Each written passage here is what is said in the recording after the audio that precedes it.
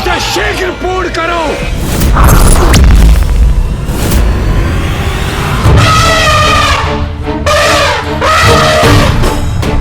देवराज का इतना दुस्साहस! अब मैं ही रोकूंगा उन्हें। रुको पुत्र कार्तिकेय। कैसे रुक जाऊं मां? देवराज सभी सीमाएं लांघ रहे हैं, तो उन्हें रोकने के लिए मुझे कुछ नहीं करना चाहिए क्या? पुत्र, ये इंद्रदेव की परीक्षा है, इसमें तुम्हारा हस्तक्षेप करना उचित नहीं।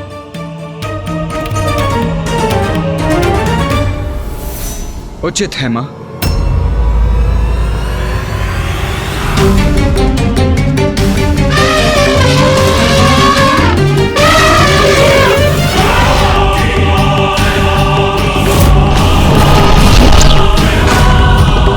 अब इंद्रदेव की दृष्टता अपराध में परिवर्तित होने वाली है।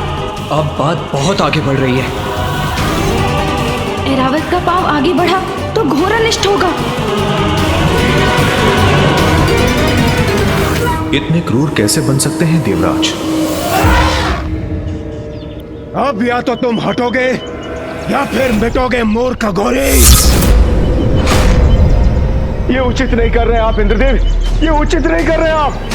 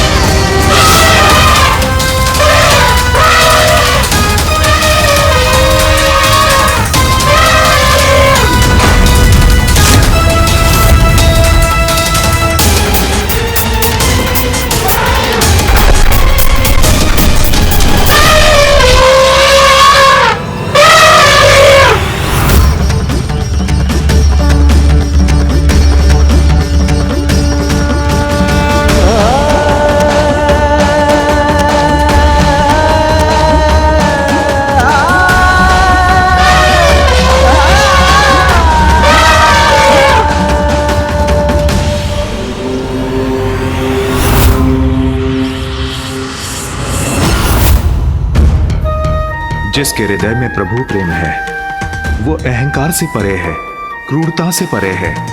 ऐरावत ऐसे ही भक्त हैं। धन्य है ऐरावत। प्रभु भक्ति से ही ऐरावत ने इतना बड़ा अनर्थ होने से रोक दिया। सेवक होते हुए भी ऐरावत जी ने इंद्रदेव को बहुत बड़े दोष से बचा लिया। सब कुशल है, यथावत है। धन्यवाद प्रभु का, जो उन्होंने इस घोर अनिष्ट को रोक दिया। किंतु इंद्रदेव को भी शांत होना चाहिए।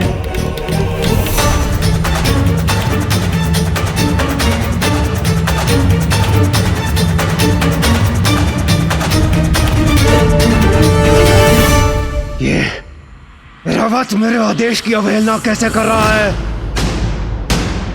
रावत, तुमने अपने स्वामी के आदेश की अवहेलना कैसे की?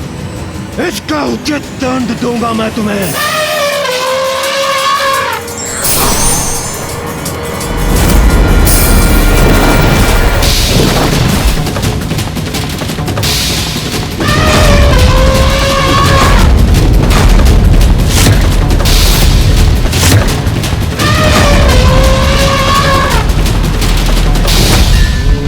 निर्बल और निर्दोष जीव जंतुओं पर आघात अत्याचार होता है, और अत्याचार शक्ति का नहीं, दुर्बलता और व्यक्ति के अंतर की रिक्तता का परिचय देता है।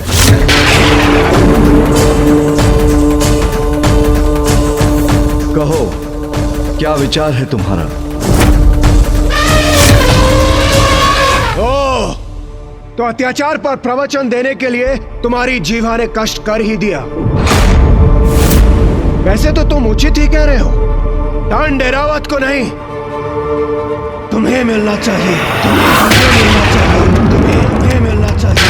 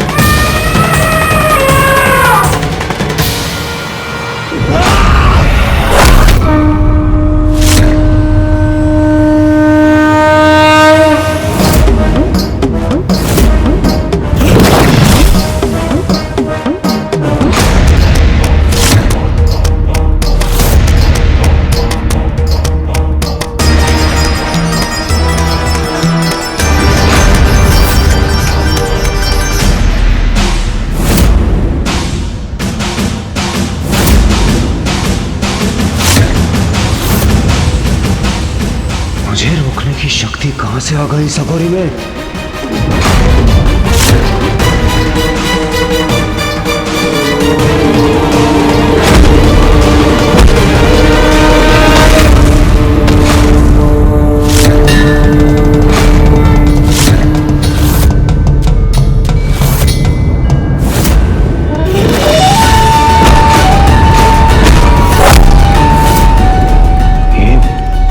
ये क्या हुआ? मेरा दंड कैसे पकड़ लिया इसने? मुझे पीछे हटने पर विवश कैसे कर दिया? असंभव।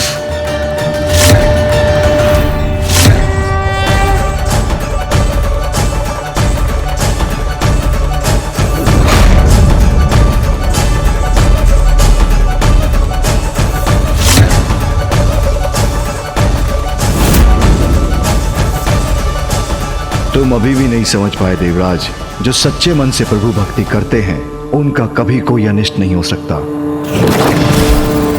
ऐसा प्रचंड और भव्य व्यक्तित्व कौन है ये अघोरी?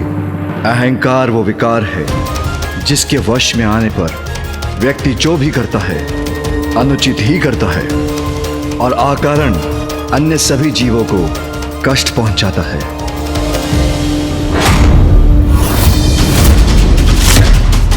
देवराजेंद्र हूं मैं, प्रवचन कदापि नहीं सुनूंगा। और तुम जैसे अघोरियों का भाषण तो कदापि नहीं, कदापि नहीं, कदापि नहीं।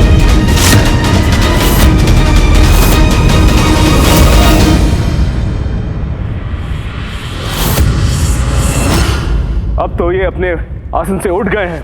आइए हम भी जरा हटकर आगे चलते हैं। ए अघोरी, हटो एक और। कैसा हटे इंद्रदेव? हम उनसे हटकर जा सकते हैं। आइए आइए चलिए। नहीं देवगुरु, एक अघोरी के लिए देवराज अपना मार्ग परिवर्तन कर ले, ये उचित नहीं है। देवराज जब अपने मार्ग पर अग्रसर होता है तो अन्य को अपने मार्ग से हटना पड़ता है। देवराजेंद्र कौन आए? सेवा के लिए होता है देवराज का पद। तुम्हारे मार्ग से सभी का हटना तुम्हारा सम्मान नहीं, अपितु अहंकार मात्र भय है। और अहंकार से भला कोई किसी का सम्मान कहां पा सकता? बस! बहुत हुआ तुम्हारा प्रवचन, अब हट जाओ मेरे मार्ग से।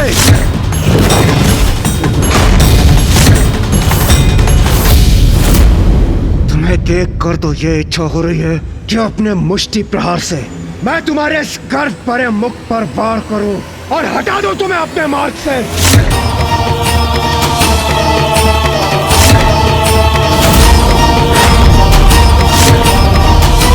किंतु तुम्हें स्पर्श कर मैं स्वयं को मैला नहीं करना चाहता।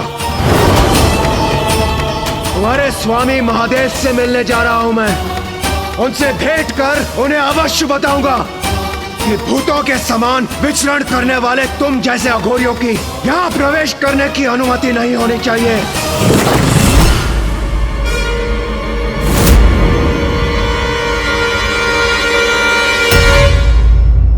तुम्हें तो धक्के मार मार कर वही भेज देना चाहिए जो तुम्हारा स्थान है। शमशान, शमशान, शमशान।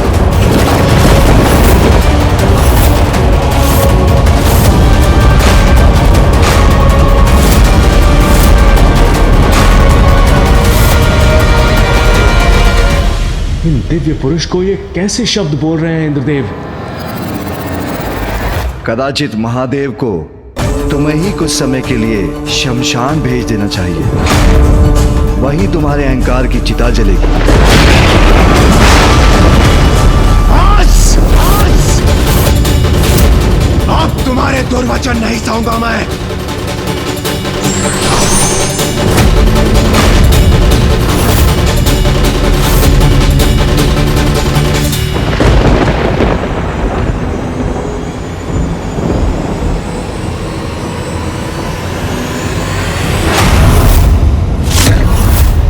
रुक जाइए इंद्रदेव, रुक जाइए।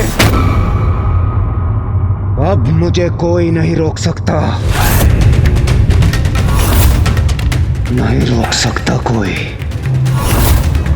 दुष्ट अघोरी, तुम्हें अपने मार्ग से हटने के पर्याप्त अवसर दिए मैंने, किंतु अब और नहीं। ये वृष्टि का देवता देवराज इंद्र तुम्हें अतिवृष्टि का बवंडर दिखाएगा।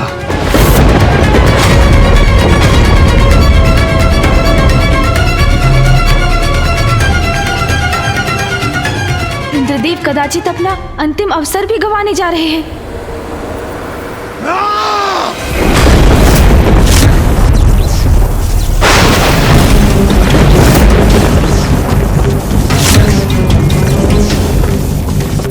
अब इंद्रदेव को अपना वास्तविक परिचय देना ही होगा मुझे।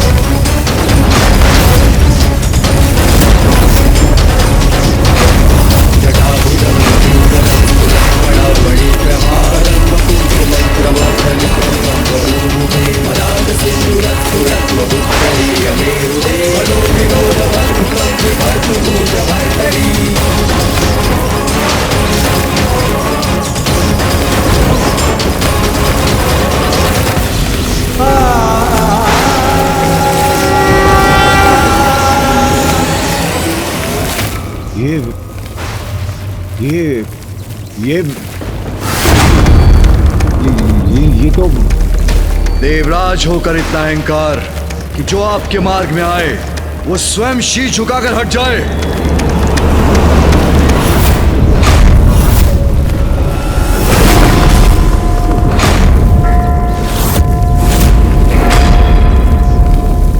देवराज,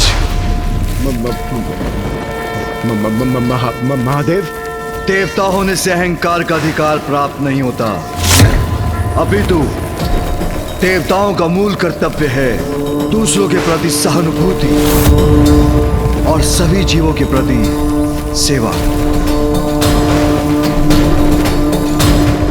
तुमने ऐरावत को मुझे कुचलने का आदेश दिया। तुम उसके स्वामी हो, इसलिए वो तुम्हारा आदेश मानने पर विवश हो गया, किंतु उसने मुझे पहचान लिया और भक्ति भाव के कारण उसके नेत्र अश्रु से भर आए। किंतु तुम्हारे नेत्र, उन पर तो अहंकार का आवरण था। भविष्य में यदि कोई असहाय और असमर्थ व्यक्ति तुम्हारे पथ में आएगा तो क्या उसे भी कुचल दोगे या उस पर वज्र चलाने के लिए तैयार हो जाओगे? क्या निरीह प्राणी पर चलाने के लिए तुम्हें वज्र प्रदान किया गया है देवराज?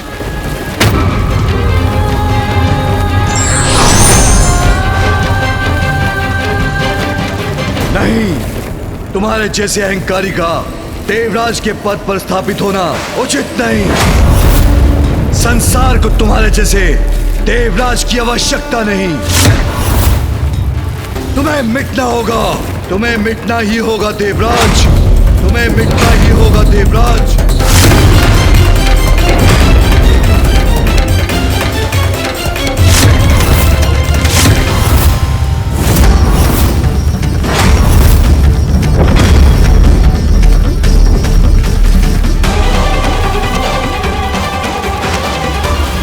कैसा अनर्थ होने जा रहा है?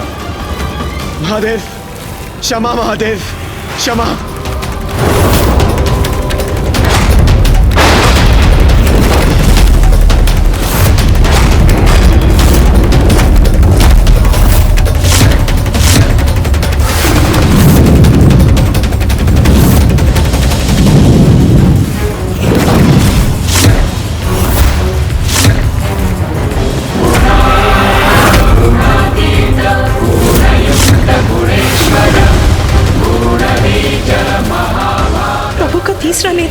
वाला है।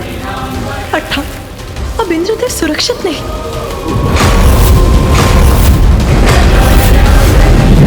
इंद्रदेव ने कैसे संकट को निमंत्रण दे डाला?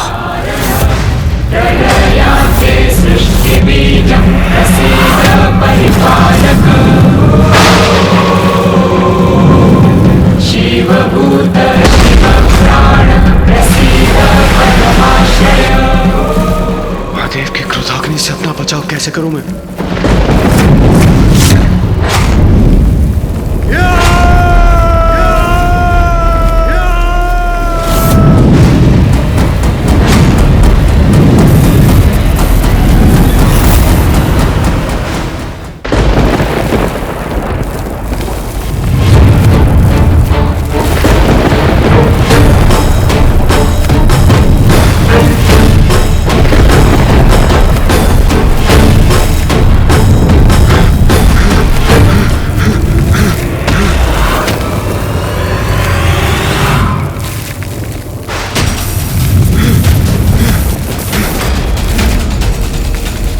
कदाचित इसी बात का भय था।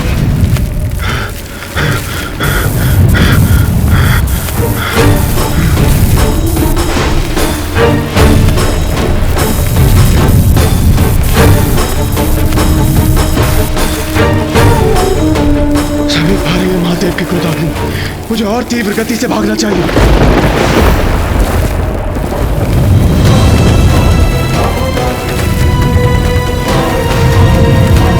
अहंकार में मैं ये क्या कर बैठा? अब तो प्रथम पूज्य विघ्नहर्ता गणेश जी मेरी रक्षा कर सकते हैं। प्रथम पूज्य गणेश जी मेरी रक्षा कीजिए, मुझे महादेव के क्रोध से बचा लीजिए।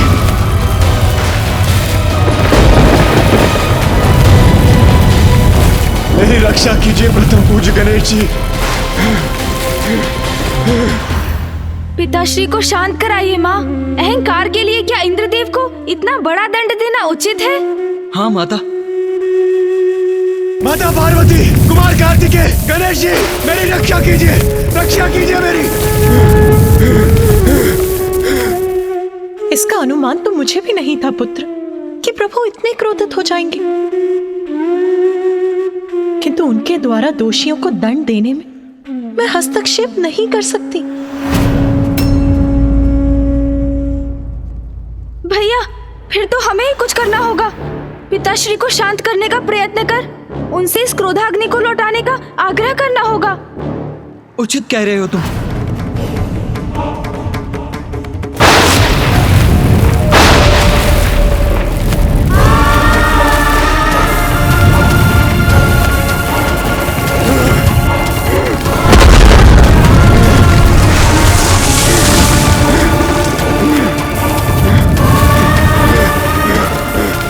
महादेव की क्रोधाग्नि तो मेरी ओर बढ़ी आ रही है। मैं तनिक भी विश्राम नहीं कर सकता।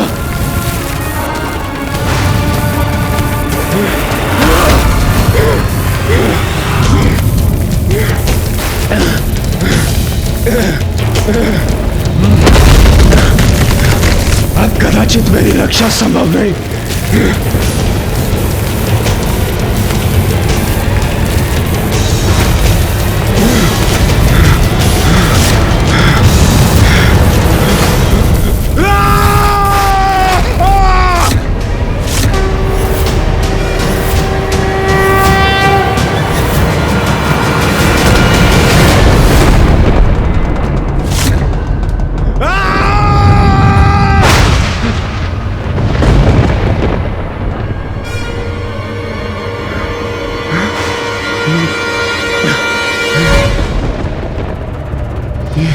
ये क्या मेरे प्राण पखेरु उड़ रहे हैं? क्या मेरा अंत हो चुका है? अभी तक तो नहीं इंद्रदेव। मेरा अंत नहीं हुआ? यदि मेरा अंत नहीं हुआ तो क्या हुआ है मेरे साथ? और महादेव की क्रोधाग्नि, उससे मेरी रक्षा किसने की?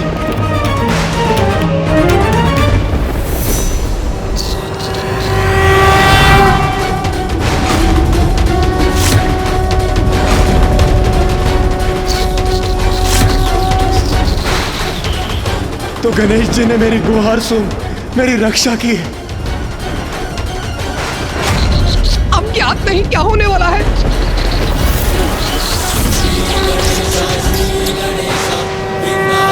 गणेश जी, मेरे प्राणों की रक्षा करने के लिए कोटि कोटि धन्यवाद। मैं क्षमा प्रार्थी हूँ प्रभु। इंद्रदेव, अभी धन्यवाद का समय नहीं आया, क्योंकि अभी तक आप सुरक्षित नहीं हैं। ये आप क्या कह रहे हैं गणेश जी? ये आप क्या कह रहे हैं?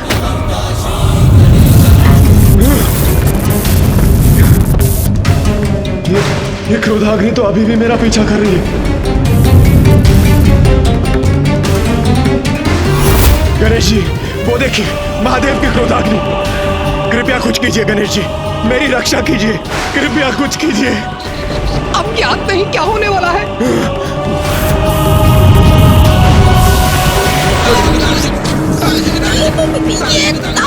प्रभु, कहीं महादेव की क्रोधाग्नि मुझे ही ना भस्म कर दे। मेरी रक्षा कीजिए प्रभु, रक्षा कीजिए। गणेश जी मेरी रक्षा कीजिए, कुछ कीजिए प्रभु, प्रभु कुछ कीजिए। धैर्य रखिए देवराज, यथासंभव जो हुआ वो मैं करूंगा ही। पिताश्री की क्रोधाग्नि को तो बस वो ही रोक सकते हैं।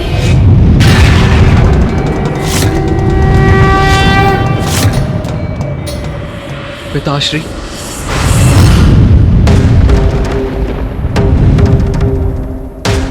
उचित यही होगा कार्तिकेय कि तुम इसी क्षण यहां से चले जाओ।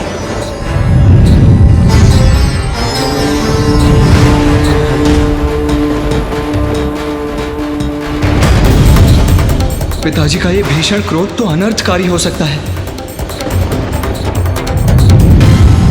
शांत हो जाइए पिताश्री, कृपा कीजिए, मेरी गुहार स्वीकार कीजिए पिताश्री।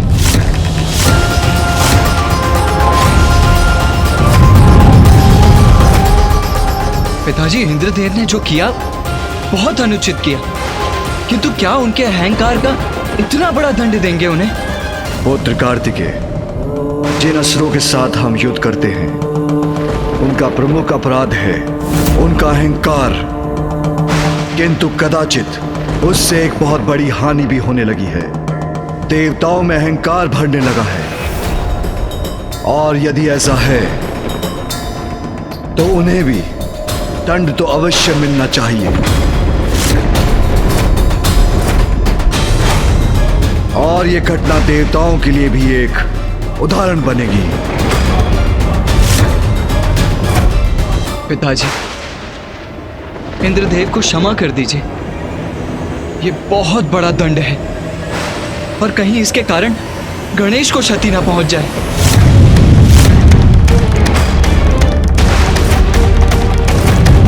पिताजी तो शांत ही नहीं हो रहे हैं। अन्याय नहीं न्याय करूंगा मैं। उनके अहंकार का जो दंड असुरों को प्राप्त होता है वही दंड देवराज को भी दूंगा मैं।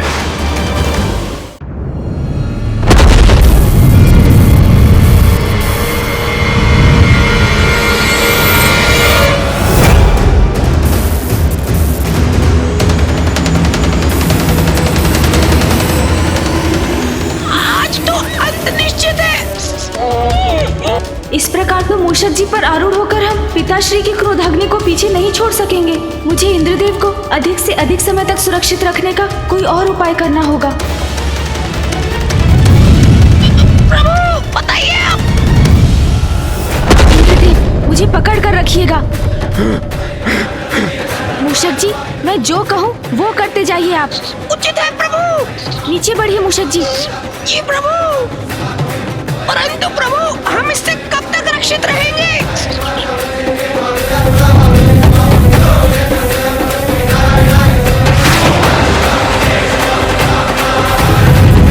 अब ऊपर चलिए मूषक जी। जी उचित है प्रभु।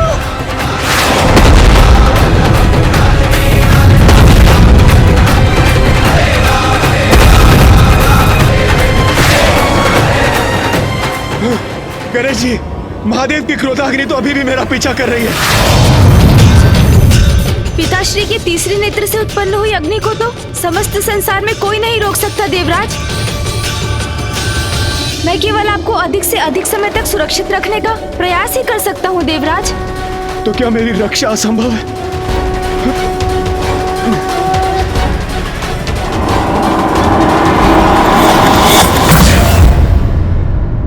महादेव, देवराज का आचरण उचित नहीं था, किंतु उनकी ओर से मैं क्षमा याचना करता हूँ। कृपा कीजिए प्रभु, शांत हो जाइए। पिताश्री, यदि आप शांत नहीं हुए तो घोर अनिष्ट हो जाएगा।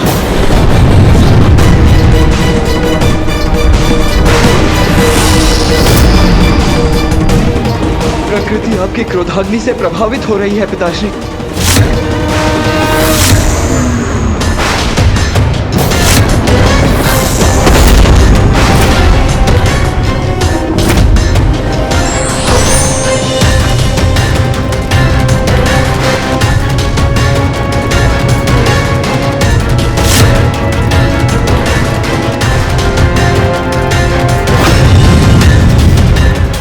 महादेव, मैं विश्वास दिलाता हूं देवराज इंद्र उचित पाठ सीख चुके हैं। कृपा कीजिए, आप भी शांत हो जाइए। महादेव, देवराज इंद्र को भस्म करने से कुछ प्राप्त नहीं होगा, अपितु यदि वर्षा के देवता को नष्ट किया गया तो प्रकृति पर और बुरा प्रभाव पड़ेगा।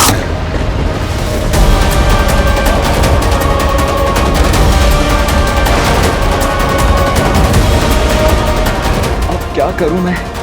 पिताजी इतने क्रोध में हैं कि वो किसी का सुझाव नहीं मान रहे। कौन है जो उनके इस क्रोध को शांत कर सकता है? माँ, अब आपको ही हस्तक्षेप करना होगा, आपको ही शांत कराना होगा पिताश्री को। पुत्र, मैं कदाचित तुम्हारे पिताश्री के कार्य में हस्तक्षेप करने में असमर्थ हूँ। इसमें केवल देवराज की सुरक्षा निहित नहीं है माँ। गणेश और मूषक जी भी इंद्रदेव को सुरक्षित रखने का प्रयास कर रहे हैं, अर्थात वो भी संकट में है माँ।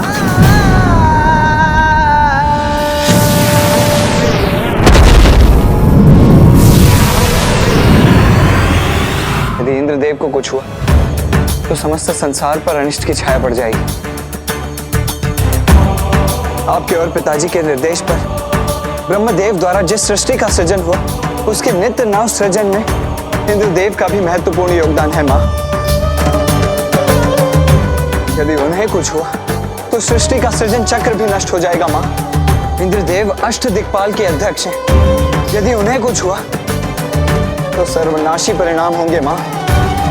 माँ, जिसके संकेत तो अभी से दिखाई देने लगे।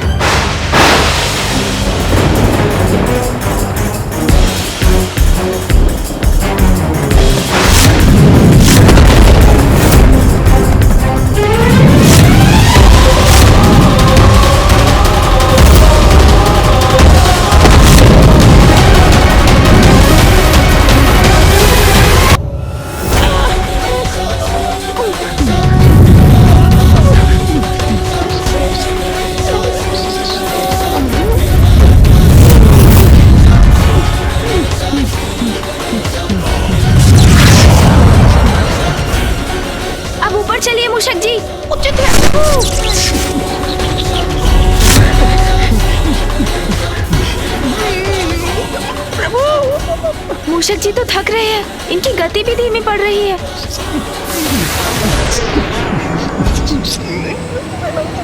अपना वेग कम मत कीजिए, अपनी तीव्रता बढ़ाइए मूषक जी। प्रभु, आप स्वयं भी इस संकट में फंस गए हैं और मुझे भी फंसा दिया। महादेव के क्रोधाग्नि से तो अब हमारा बचना असंभव है। आपने इंद्रदेव को उनका दंड क्यों नहीं भुगतने दिया? नहीं मूषक जी, ये आप क्या कह रहे हैं? मूषक जी, आप अपना ध्यान बस अपने वेग पर लगाइए, शीघ्र चलिए। जी प्रभु। और इंद्रदेव, आपके समक्ष आपकी रक्षा का मात्र अब एक ही उपाय है, और वो उपाय है महादेव, महादेव, महादेव, मुझे क्षमा कर दीजिए। मैं अहंकार के वश में कभी नहीं आऊंगा प्रभु। प्रभु, मैं आपको वचन देता हूँ। प्रभु, मुझे क्षमा कर दीजिए। महादेव,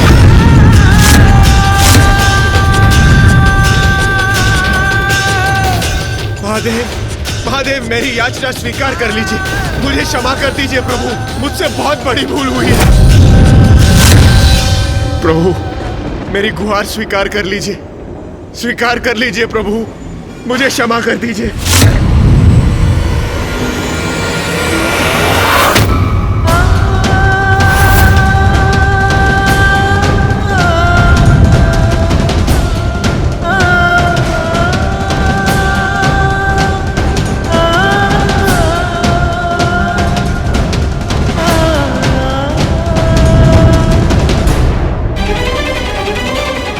महादेव तो अभी क्रोधित हैं।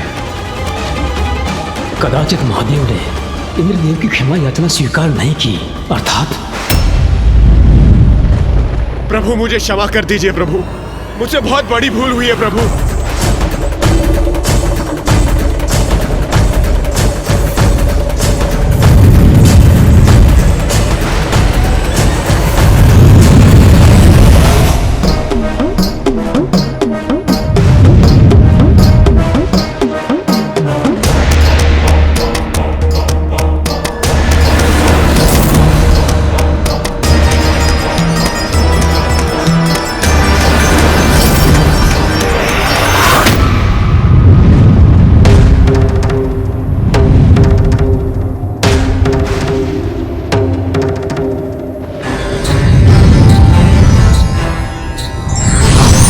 नाथ,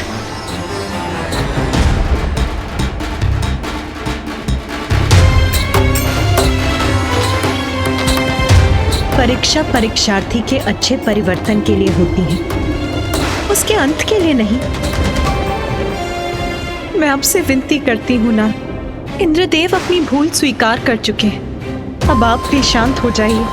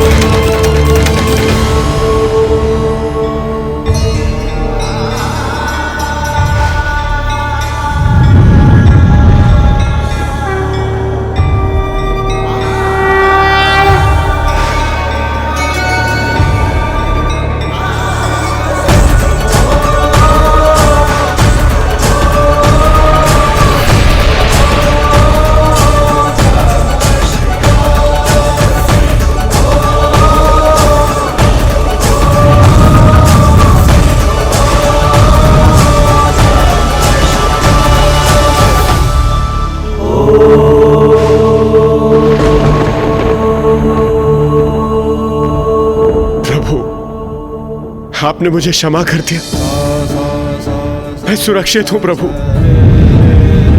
आपको कोटि कोटि नमन करता हूं प्रभु, आपका कोटि कोटि धन्यवाद। मैं वचन देता हूं प्रभु, मैं आपको कभी भी निराश नहीं करूंगा।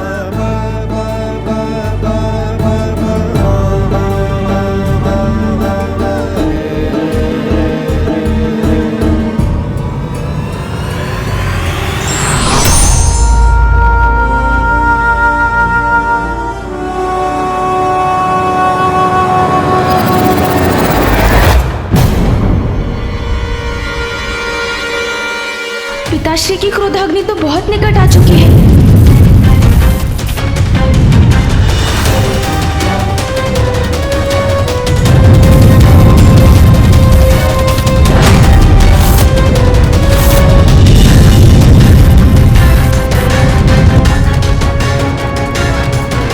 महादेव की क्रोधाग्नि? महादेव की क्रोधाग्नि तो अभी भी इंद्रदेव पर लक्षित है।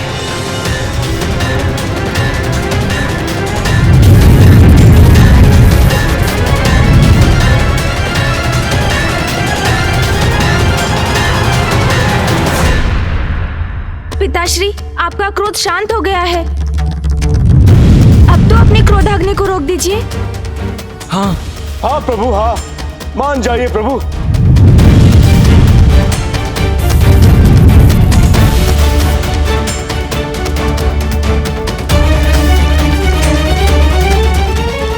मेरे तीसरे नेत्र से उत्पन्न क्रोधाग्नि लौटाई नहीं जा सकती।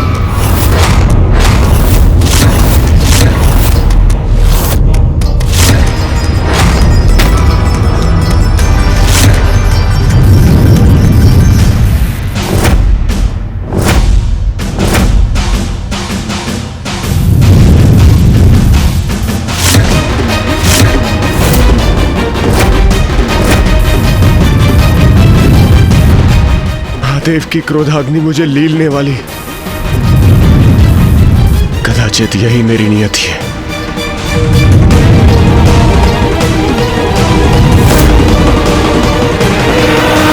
पिताजी,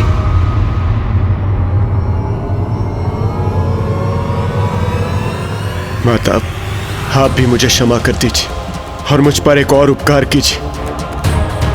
मेरी पत्नी देवी शची तक मेरे अंतिम संदेश के रूप में मेरे सभी दोषों की क्षमा याचना पहुंचा दीजिए माता।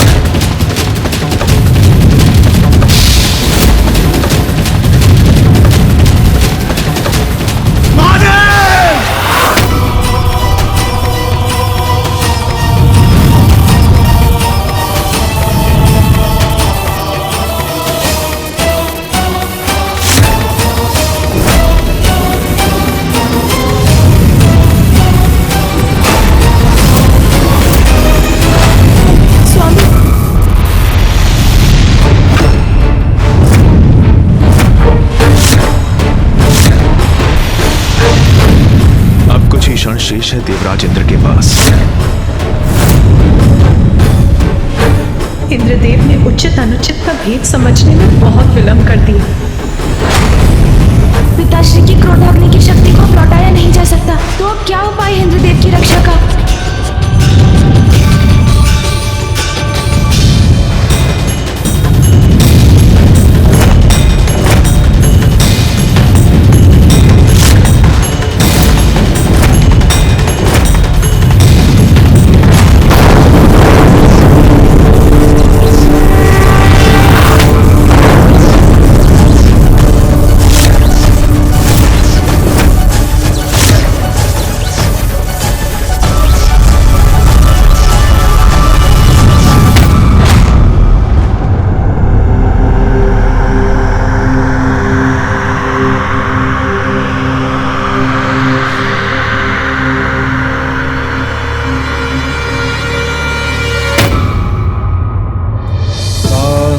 महादेव की क्रोधाग्नि मुझसे नहीं टकराई।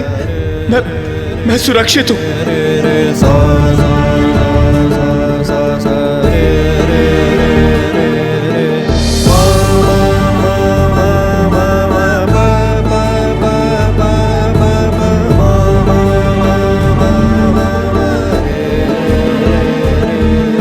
देवराज रक्षित हो गए। उचित समय पर पिताश्री ने अपनी ऊर्जा से क्रोधाग्नि को पीछे धकेल दिया। देवाधिदेव महादेव की दया उनके क्रोध से कहीं बढ़कर है। महादेव की लीला महादेव ही समझ सकते हैं। धन्य है आप पिताश्री, आपने अपनी क्रोधाग्नि की दिशा मोड़कर उसकी मर्यादा भी रखी और इंद्रदेव के प्राणों की रक्षा भी कर ली। प्रभु, आपने मुझे क्षमा कर दी, मेरी रक्षा की आपने। मैं कृतार्थ हुआ प्रभु। आपको कोटि कोटि नमन करता हूं प्रभु। ओम नमः शिवाय, ओम नमः शिवाय, ओम नमः शिवाय।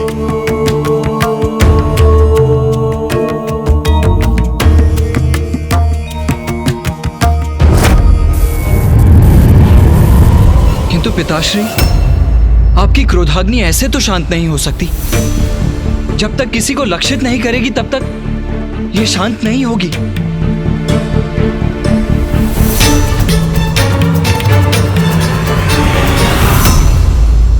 चिंता मत करो पुत्र कार्तिकेय, मेरी क्रोधाग्नि किसी का जीवन नष्ट नहीं करेगी,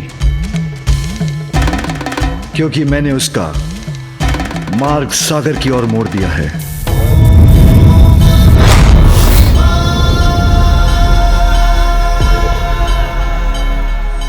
अद्भुत पिताश्री, अद्भुत। आपका न्याय उचित है स्वामी। दोषी देवराज उचित पाठ भी सीख गए और उनको क्षति भी नहीं पहुंची। अब सब यथावत है, सब कुशल है। धन्य है पिताश्री। महादेव की क्रोधाग्नि का कुछ न कुछ भयंकर परिणाम तो होकर ही रहेगा। ये कैसा अनर्थ हो रहा है?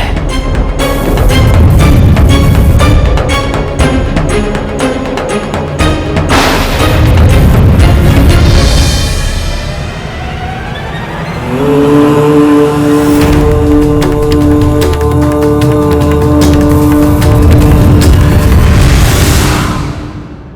क्रोधाग्नि अब सागर में विलीन हो गई है।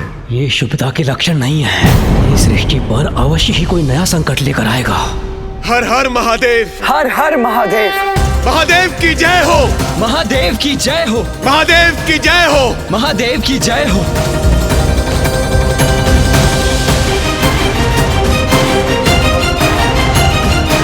इंद्रदेव को क्षमा करना आपकी उदारता का उदाहरण है स्वामी। ये महादेव ने क्या कर दिया? उनकी क्रोधाग्नि जल से शांत नहीं होगी। अभी तो मुझे शंका है कि जल और अग्नि दो विपरीत तत्व एक साथ आएंगे तो कोई ना कोई विचित्र अप्राकृतिक संकट जन्म लेगा। मुझे महादेव को अभी सचेत करना होगा। महादेव तो निश्चिंत होकर कैलाश लौट रहे हैं।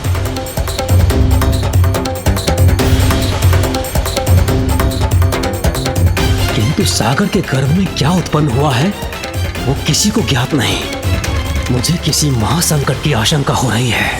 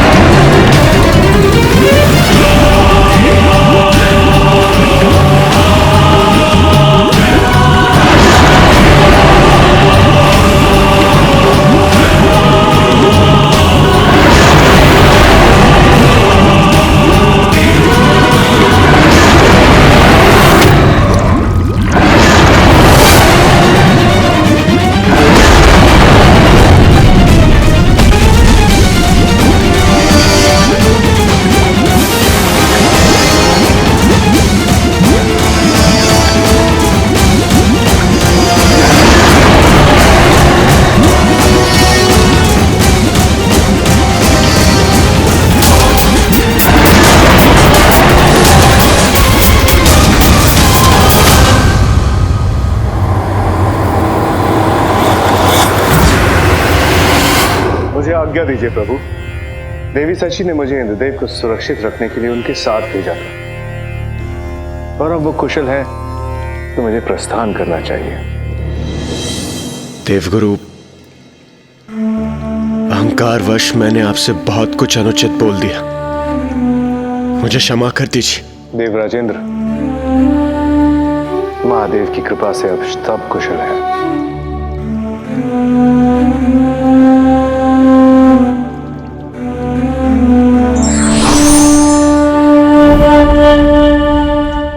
गणेश जी, मुझे ज्ञात नहीं मुझ पर किसकी कुछ से छाया पड़ गई थी जो आपके बुलाए जाने पर मैंने अपने सारथी माथली को भेजने की धृष्टता की। मुझे क्षमा कर दीजिए प्रभु, क्षमा कर दीजिए मुझे। इंद्रदेव, मैंने तो आपको एक अत्यंत आवश्यक विषय पर चर्चा के लिए बुलाया था। यदि मैं प्रतीक्षा कर सकता था तो अवश्य करता।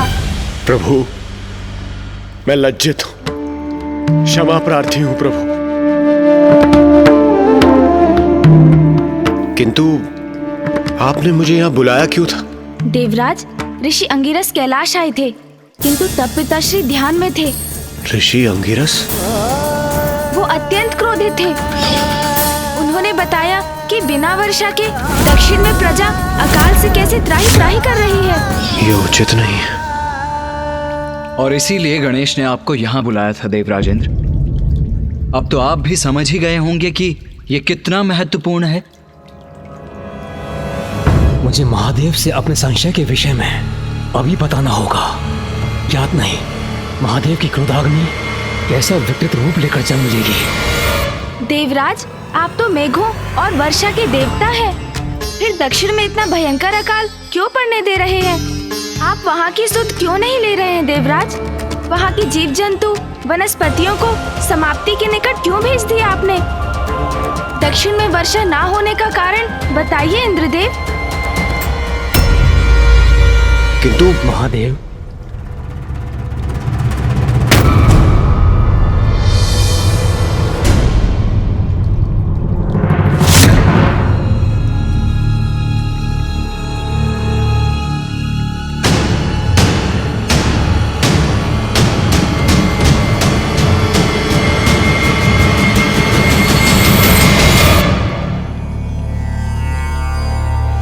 महादेव, ये बहुत बड़ी चिंता का विषय है। हमें अभी चर्चा करनी होगी। अवश्य ब्रह्मदेव।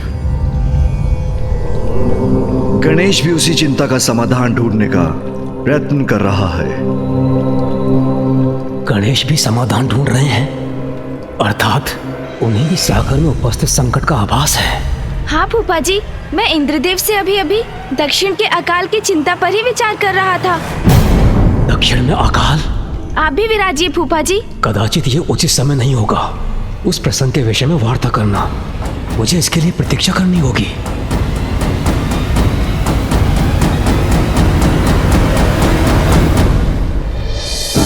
तो बताइए देवराज, दक्षिण में पड़े अकाल का क्या कारण है और आप इसका समाधान क्यों नहीं कर सकते? किंतु प्रथम पूज्य श्री गणेश जी, कुमार कार्तिकेय, माता पार्वती, दक्षिण में पड़े अकाल का कारण मैं नहीं।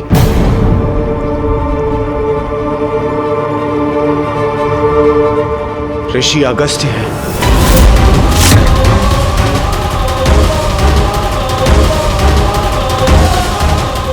ऋषि अगस्त्य? ये ऋषि अगस्त्य कौन है?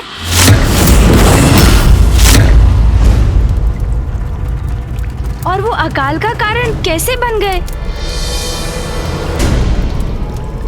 तुम्हारे इन प्रश्नों का उत्तर मैं दूंगा गणेश।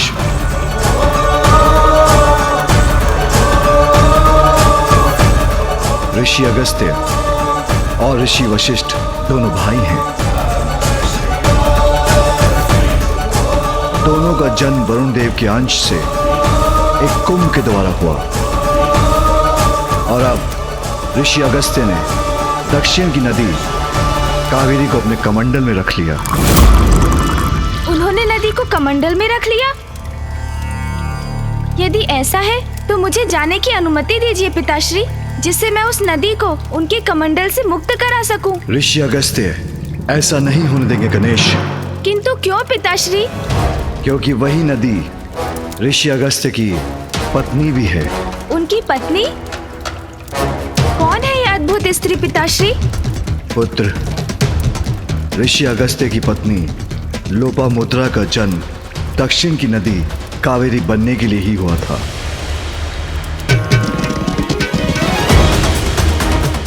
किंतु लोपामुद्रा की नदी होने के बाद ऋषि अगस्त्य ने उन्हें अपने कमंडल में स्थित कर लिया और स्वयं ध्यान मग्न हो गए,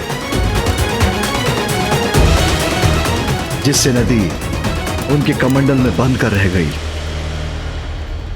किंतु पिताश्री, ऐसी अवस्था में कोई ऋषि अगस्त्य को जाकर उन्हें कावेरी को उनके कमंडल से मुक्त कराने के लिए क्यों नहीं कह सकता? सभी उनसे इतने भयभीत क्यों हैं?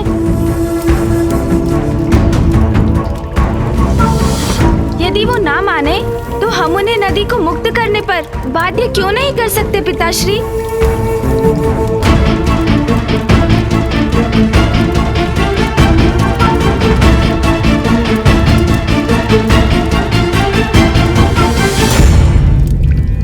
क्योंकि गणेश, ऋषि अगस्त्य की महिमा हम सभी देवताओं से भी कहीं अधिक है। किंतु भैया, वो आपसे अर्थात देव सेनापति कुमार कार्तिकेय से अधिक महिमामयी तो नहीं हो सकते।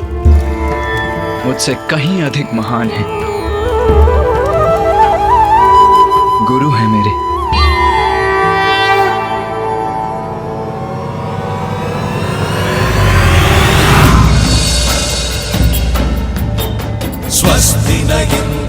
मृतशवाः स्वस्ति न पूषा विश्ववेदाः स्वस्ति नस्तार्क्ष्यो अरिष्टनेमि स्वस्ति नो बृहस्पतिर्दधातु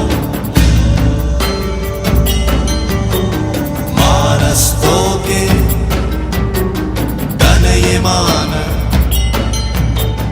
आयुषिमानो। तपोबल के ही धनी नहीं, ऋषि अगस्त्य तो युद्ध कला के भी बहुत बड़े ज्ञानी हैं। मानो वीरानुद्रभामिनो बधिरः विश्वमन्तसस्मित्वा हवामहे।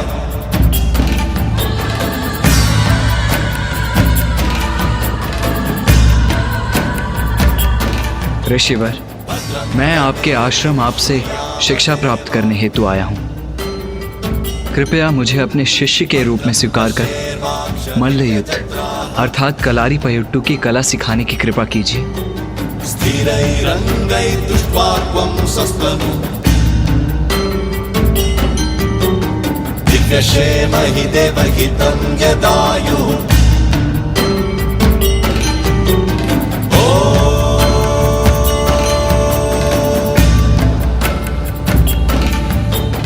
द्योः शान्तिरन्तरिक्षत्वं शान्ति पृथ्वी शान्तिरापः शान्ति शान्ति शान्ति शान्ति। कुमार कार्तिकेय, तुम्हारा प्रशिक्षण कल भोर में प्रारंभ होगा।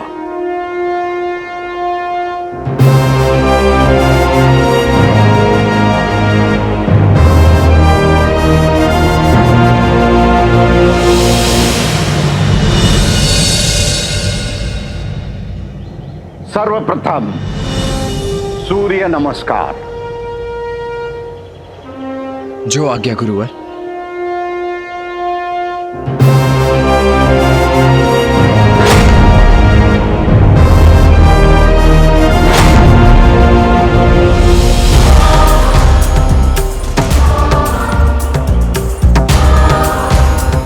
युद्ध में एकाग्रता और तत्परता दोनों ही आवश्यक हैं।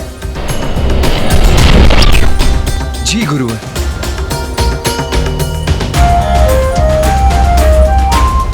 विरोधी की प्रत्येक क्रिया की सूक्ष्मता से ही अवलोकन करना चाहिए, अन्यथा चूक हो सकती है। अवश्य गुरुवर। क्रिया को पुनः दोहराने से अभ्यास होता है, इसलिए पुनः करिए। जी गुरुवर।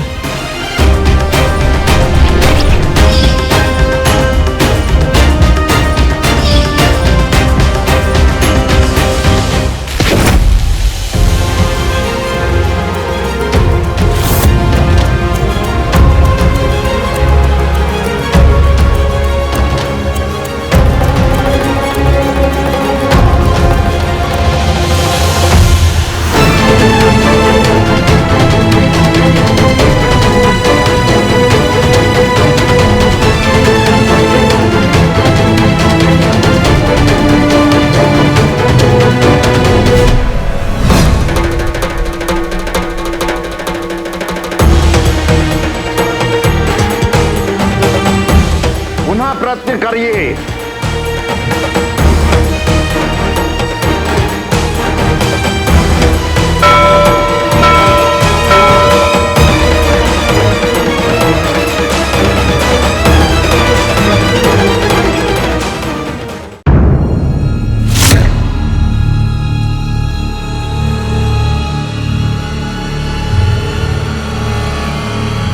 कुमार कार्तिकेय, अपना लक्ष्य मुझे बनाओ।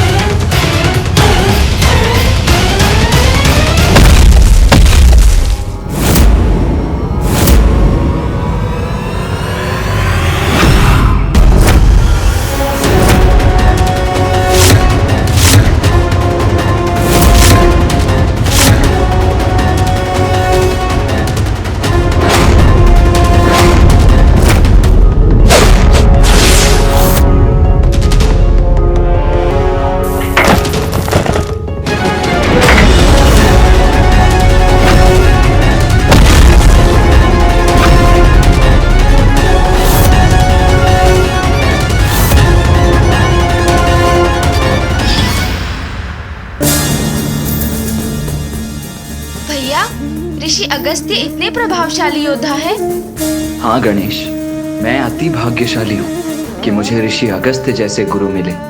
उनकी प्रतिभा के बारे में जानकर तुम भी अचंभित रह जाओगे। तो बताइए ना भैया, फिर क्या हुआ?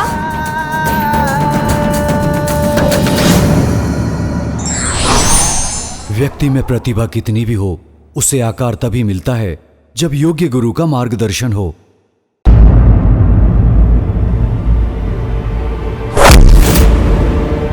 अब तुम्हारी बारी।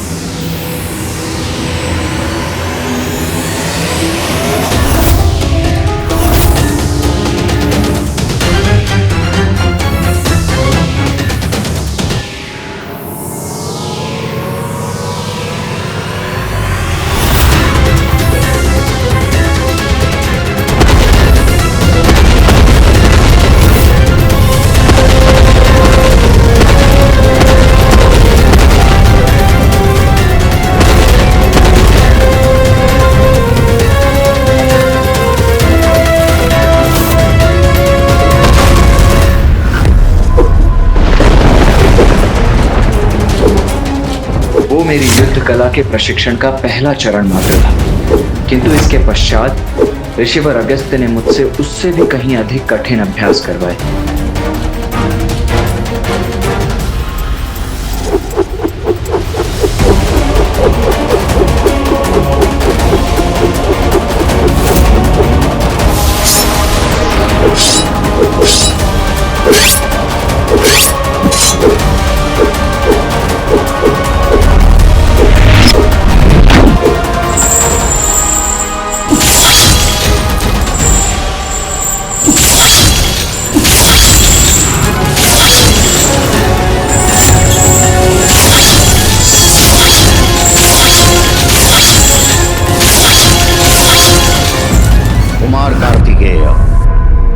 मैंने आपको अपने शिष्य के रूप में स्वीकार कर आपको संपूर्ण युद्ध कौशल की विद्या प्रदान की है।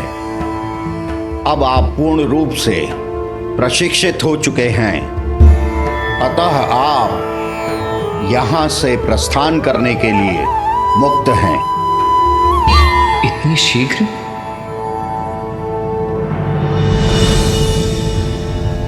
धन्यवाद गुरुदेव। कल्याण हो।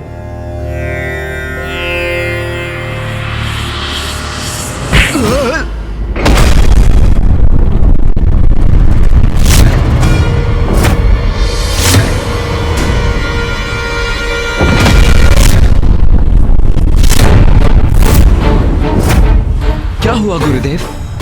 आपने ही तो कहा था कि मैं प्रस्थान कर सकता हूं। गुरुदेव ने ऐसा क्यों किया मैं समझा नहीं, किंतु उनके आदेश का पालन करना मेरा कर्तव्य है।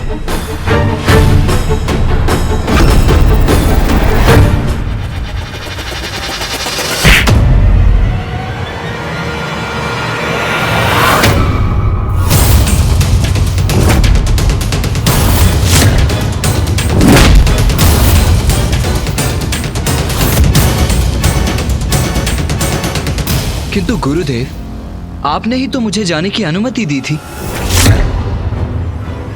भैया, ये कैसी परीक्षा थी ऋषि अगस्त्य की? मैं तुम्हें जाने दूंगा, किंतु इस अंतिम परीक्षा के बाद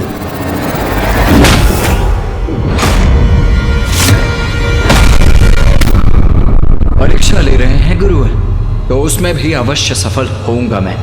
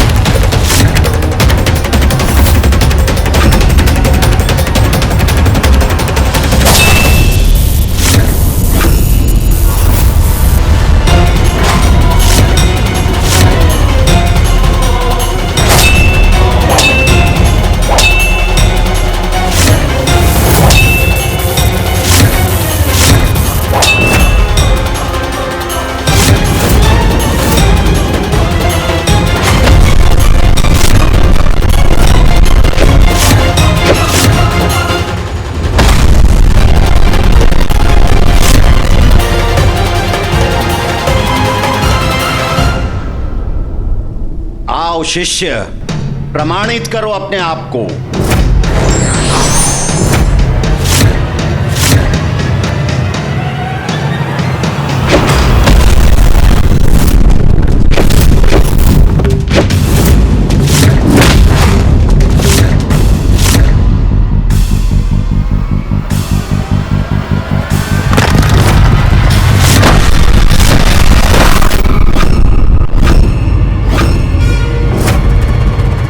भूमि के मध्य सिंहासन कहां से प्रस्तुत हुआ?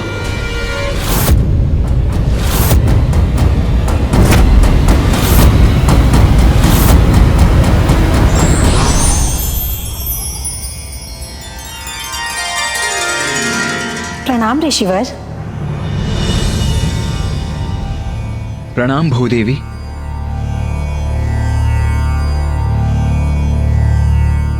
ऋषिवर, मैं गुरु और शिष्य के मध्य हस्तक्षेप नहीं करना चाहती थी, किंतु आपको इस प्रकार गिरते हुए भी नहीं देख सकी, इसलिए मैंने आपके लिए सिंहासन प्रस्तुत किया।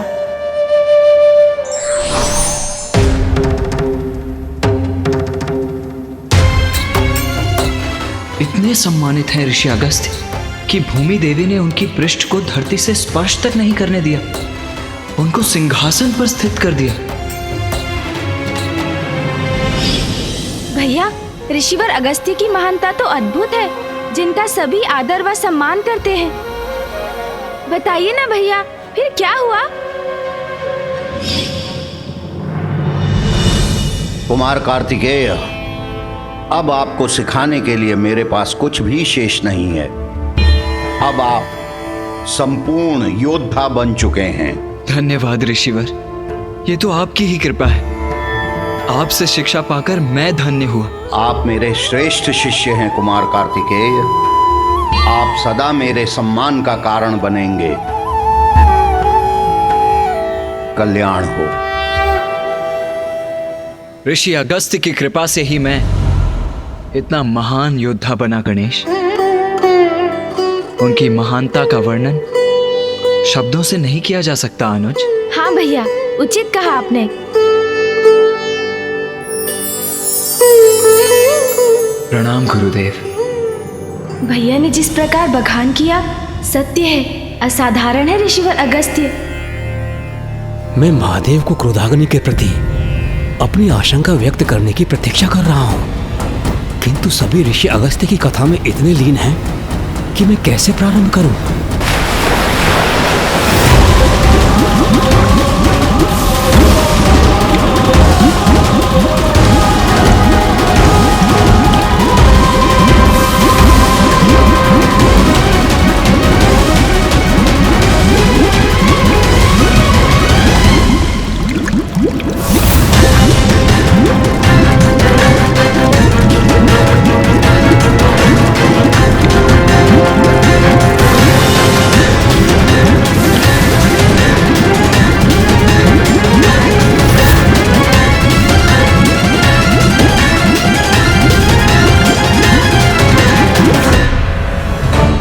सा अज्ञात संकट हमारी प्रतीक्षा कर रहा है, हमें ज्ञात भी नहीं।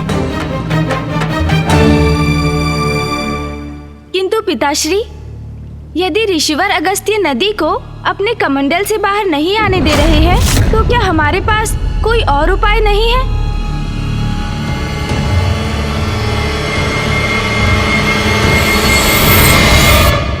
नहीं गणेश, अकाल का कारण है समस्त जलधाराओं का सूखना, सप्त सिंधुओं का जल से रिक्त होना। किंतु सप्त सिंधु कैसे सूख गए पिताश्री?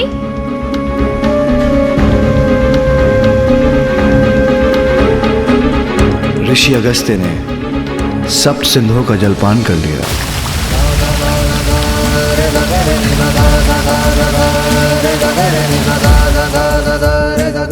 ऋषिवर अगस्त्य ने सप्त सिंधुओं के जल का पान कर लिया, किंतु कैसे?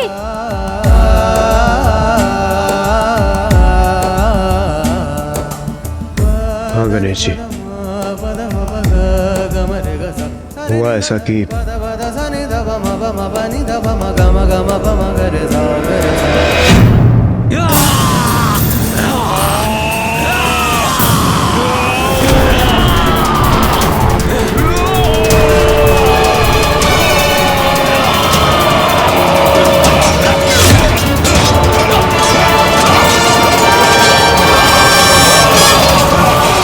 और इस प्रकार देव और दानवों के मध्य देवासुर संग्राम छिड़ गए और असुर हम पर घातक प्रहार करने लगे। एक लंबी अवधि तक ये संग्राम चला।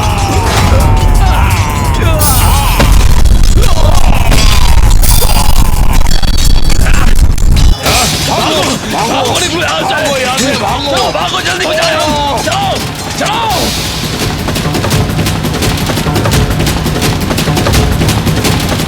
पीछा करो, नष्ट कर दो इन असुरों को। भागो, कूदो समुद्र में।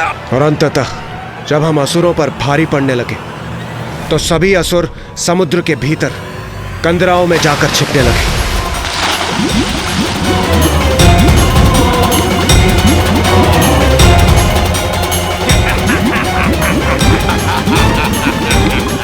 अब तुम हमें क्या मार पाओगे देवताओं? तब सभी देवताओं ने ऋषि अगस्त्य से समुद्र को जल से रिक्त करने की प्रार्थना की।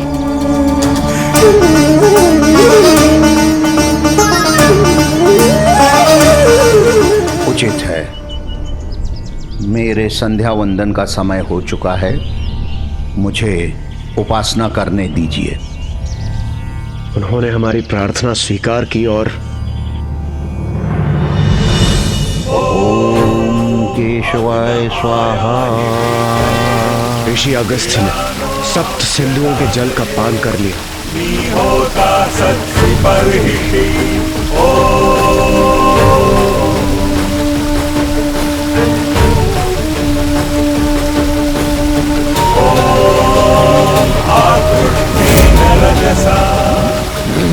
ये क्या, जल का स्तर कैसे कम हो रहा है? हाँ?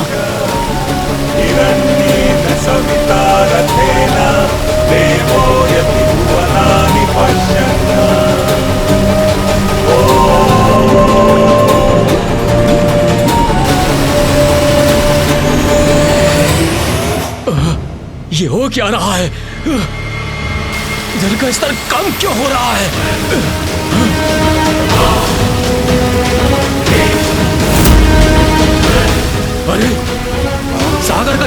जा रहा है? ये क्या हो रहा है? इस प्रकार जलविहीन हो गया सागर तो हमारा विनाश संभव हो जाएगा। हम क्या करें आप?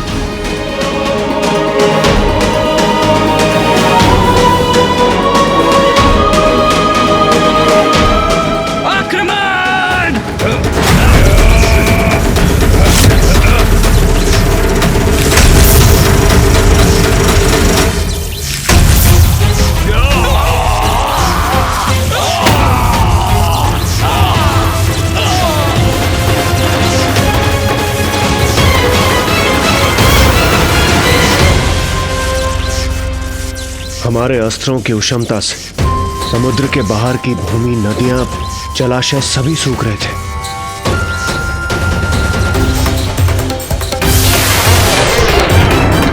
इस अनर्थकारी घटना का भीषण परिणाम होगा। हमने तो कल्पना भी नहीं की थी हमारे अस्त्रों का इतना विध्वंसक परिणाम होगा। किंतु इंद्रदेव, ऋषि अगस्त्य ने समुद्र के जल का पान कर लिया तो समुद्र में जल लौटा कैसे? असुरों के नाश के बाद हमने ऋषि अगस्त से प्रार्थना की कि वो जल को पुनः समुद्र में छोड़ दें, किंतु उस जल का उनके उदर में पाचन हो चुका था।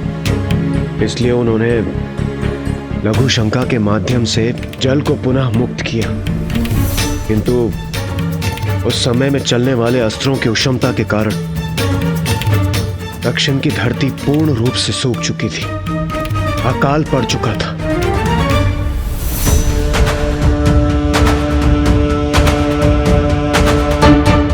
और उस अकाल से मुक्ति पाने की चिंता में ऋषि अगस्त पूर्ण रूप से डूब चुके थे।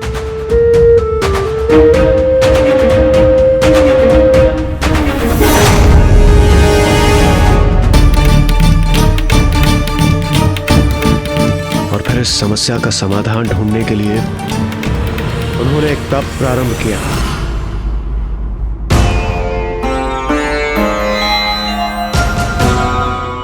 नारायण, ब्रह्मदेव, महादेव, आप शीघ्र यहां जल भेजिए।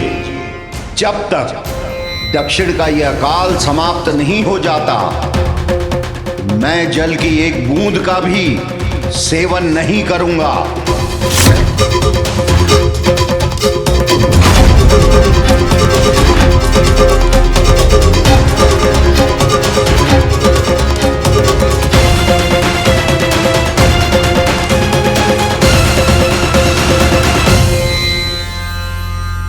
पिताश्री, क्या ऋषि अगस्त्य को उनके तप से समस्या का समाधान प्राप्त हुआ? क्या उनके तप से नदी रूपी जल धारा उत्पन्न हुई? पुत्र, ऋषि अगस्त्य को जब तप करते हुए अनेक वर्ष बीत गए, तब एक दिवस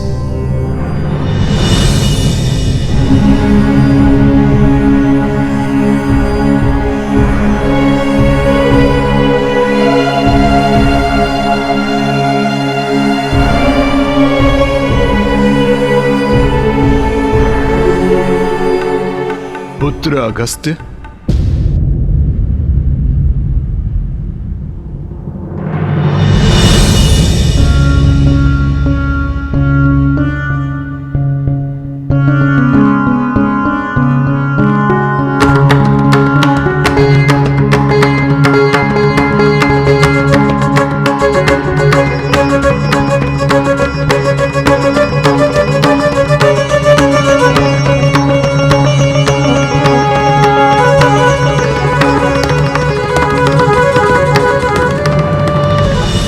सभी दिव्य आत्माओं को मेरा प्रणाम। किंतु मैं आपको नहीं पहचानता। कृपया अपना परिचय देने की कृपा करें। कौन हैं आप? हम तुम्हारे पूर्वज हैं अगस्त्य, और पितृलोक से आए हैं। ऋषि अगस्त्य के पूर्वज उनके पास एक अनुरोध लेकर आए। पुत्र, हम सभी का स्वर्गलोक में प्रवेश निषेध हो गया है। ये कैसे संभव है? आप सभी ने अपने समस्त जीवन सत्कर्म किए, धर्मनिष्ठ और पवित्र जीवन यापन किया, उसके पश्चात भी स्वर्गलोक में प्रवेश की अनुमति कैसे नहीं है आपको?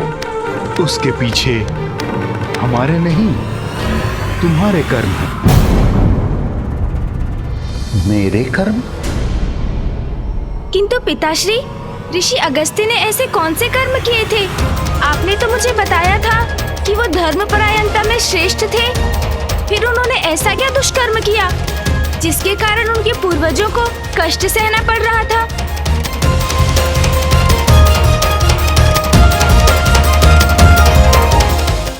कभी कभी जो कर्म आप करते हैं वो नहीं, अपितु जो आप नहीं करते वो आपके जीवन में समस्या उत्पन्न करते हैं।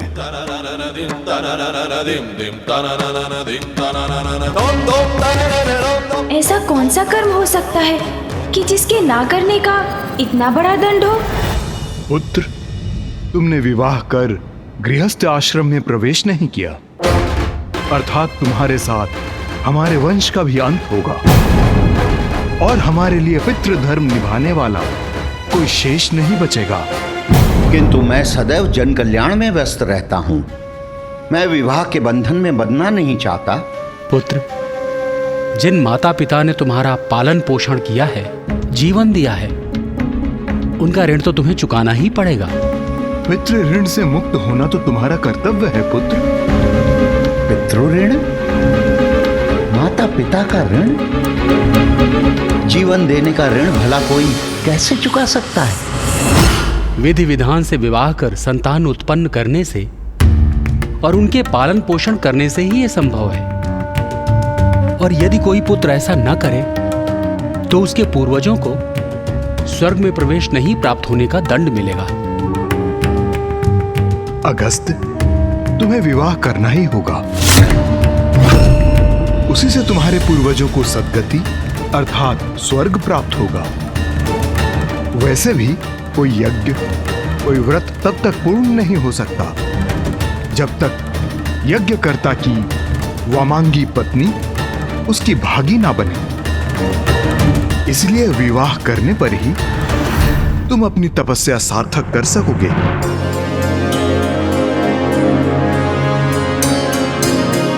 और तुम्हारे विवाह से ही दक्षिण का अकाल भी दूर होगा।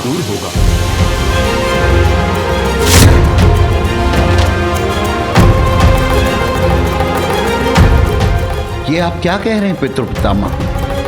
मेरे विवाह से दक्षिण का अकाल कैसे दूर हो सकता है? वो भी ज्ञात हो जाएगा, किंतु सर्वप्रथम तुम्हें राजा कवेर के पास जाकर विवाह हेतु उनकी पुत्री लोपामुद्रा का हाथ मांगना होगा। अर्थात विवाह करना ही होगा मुझे। अपने पूर्वजों के आदेश अनुसार ऋषि अगस्त्य ने विवाह करना स्वीकार कर लिया। वो विदर्भ नरेश राजा कवेर के पास उनकी पुत्री से अपने विवाह का प्रस्ताव लेकर गए, किंतु ये ऋषिवर के लिए इतना सरल नहीं था, क्योंकि अति सुंदरी देवी लोपामुद्रा अपने धर्म आचरण के लिए भी प्रसिद्ध थी और उनके पिता उनसे अत्यधिक स्नेह करते थे।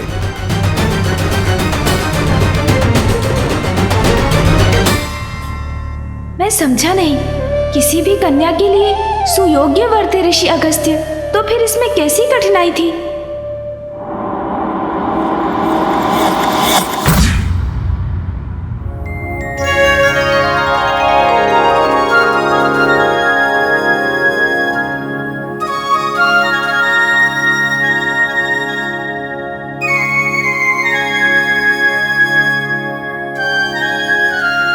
नाथ, भोजन प्रारंभ कीजिए, अन्यथा ये शीतल होकर अपना स्वाद खो देगा। महारानी, आप भली भांति जानती हैं, जब हमारी प्रिय पुत्री अपने हाथों से हमें भोजन कराती है, हम तभी भोजन करते हैं। कहाँ है हमारी पुत्री लोपामुद्रा? मैं यहाँ हूँ पिताश्री।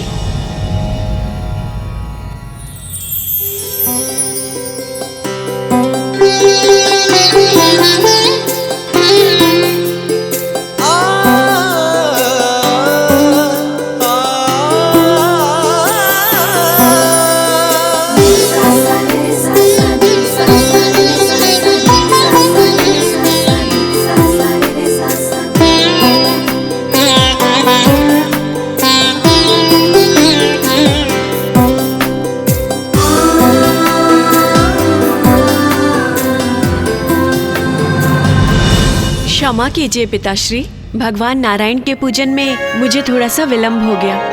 ये लीजिए, प्रसाद लीजिए। आओ विराजो पुत्री। पुत्री लोपामुद्रा, तुम मेरे जीवन में आशीर्वाद बनकर आई हो। जब से तुम्हारा आगमन हुआ है, हमारे राज्य में धन धान्य समृद्धि की वृष्टि हो रही है। किसी को कोई कष्ट नहीं है। प्रकृति की भी हम पर कृपा है, जिसके कारण वर्षा भी समय पर ही होती है। पुत्री, तुम मेरे हृदय के आनंद का कारण हो। मैं तुम्हें यहां से कहीं नहीं जाने दूंगा। किंतु नाथ, आप भी इस तथ्य से भली भांति परिचित हैं। ये कदापि संभव नहीं। पुत्री तो पराया धन होती है और एक ना एक दिवस उसका विवाह संभव है और फिर वो यहाँ से चली जाएगी।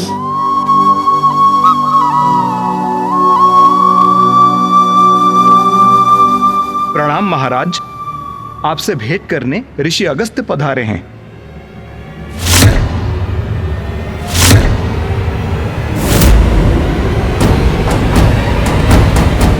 ऋषि अगस्त्य, हमसे क्या चाहते हैं ऋषिवर?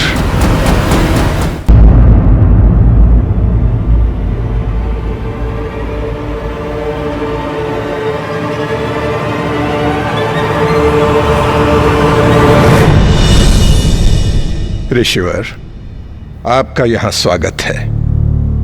ऋषिवर, आपके यहां आगमन का कोई कारण अवश्य होगा। कहिए, आपकी ऐसी कौन सी इच्छा है जो मैं पूर्ण कर सकता हूं?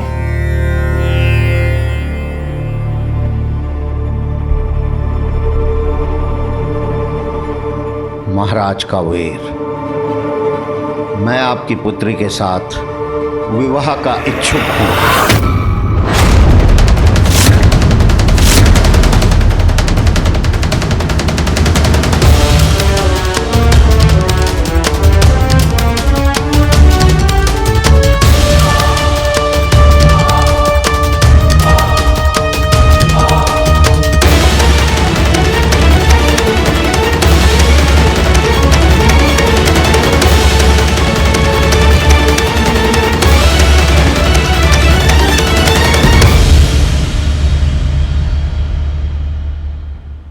क्या विचार कर रहे हैं राजन? मैं आपके उत्तर की प्रतीक्षा कर रहा हूं।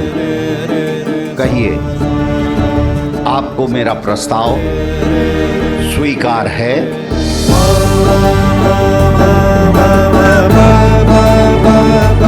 कैसे कहूं? आप जो कहना चाहते हैं निसंकोच होकर कहिए राजन।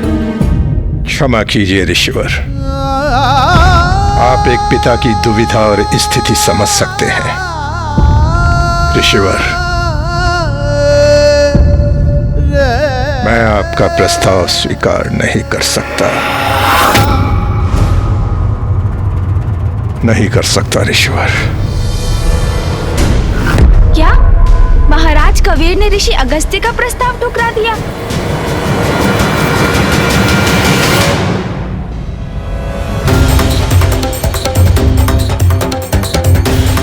किंतु क्यों पिताश्री?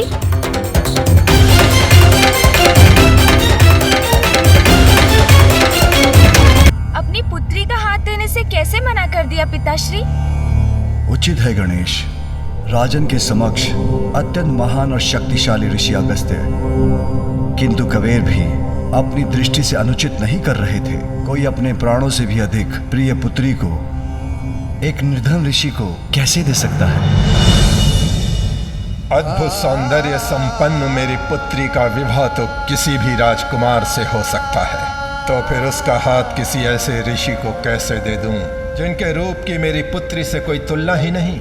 मैंने उसे सभी सुख सुविधाएं दी हैं। जो कुछ भी मेरे राजभवन में है उसी का है।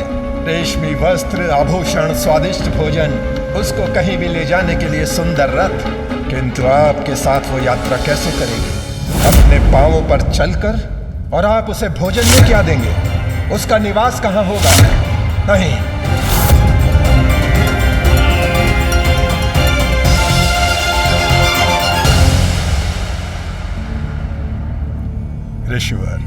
मेरी पुत्री कोई साधारण राजकुमारी नहीं है।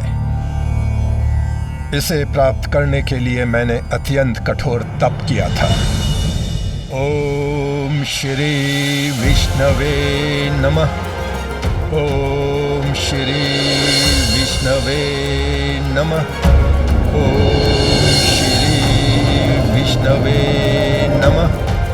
ओम श्री विष्णवे नमः। पुत्र कबीर,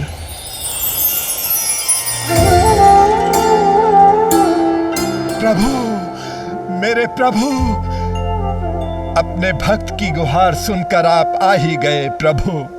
हाँ पुत्र, अद्भुत है तुम्हारी भक्ति। कहो, क्या इच्छा है तुम्हारी? प्रभु नारायण, इस संसार में जो कुछ भी कोई मांग सकता है, आपने बिना मांगे ही हमें सब कुछ दे दिया है। प्रभु, इतनी कृपा और कर दीजिए, मुझे संतान देकर पिता बनने का सुख भी दे दीजिए प्रभु। तथास्तु, तथास्तु, तथास्तु।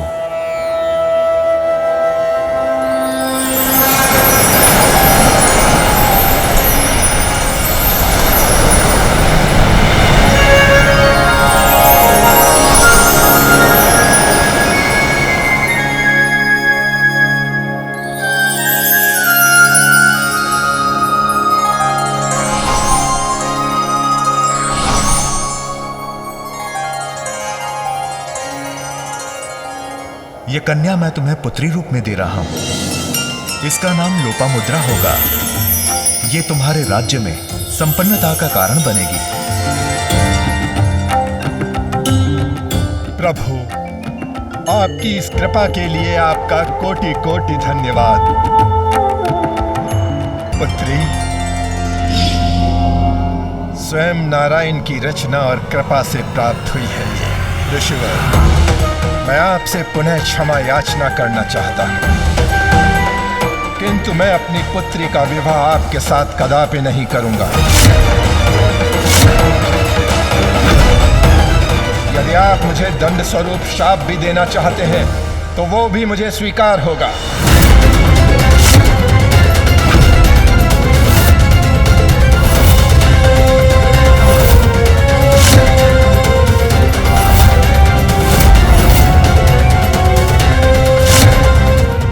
क्रोधवश ऋषिवर पिताश्री को श्राप न दे दे। महाराज कबीर, मैं आपकी दुविधा समझता हूँ। कहा नारायण की भेंट आपकी सुकुमारी पुत्री और कहा मैं, किंतु आपको अर्ध सत्य ही ज्ञात है। जब मुझे मेरे पितृ पूर्वजों ने आपसे मिलने के लिए कहा तो मेरी अंतर्दृष्टि से मुझे ज्ञात हुआ कि ये तो प्रभु नारायण के द्वारा ही पूर्व नियत है। यदि आपको विश्वास ना हो तो अपनी पुत्री से ही पूछ लीजिए। पुत्री, ये ऋषिवर क्या कह रहे हैं?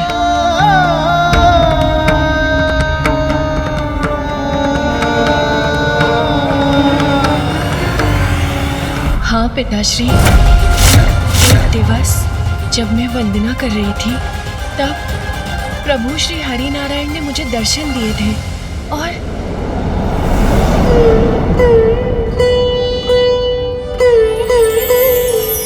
पुत्री लोपामुद्रा,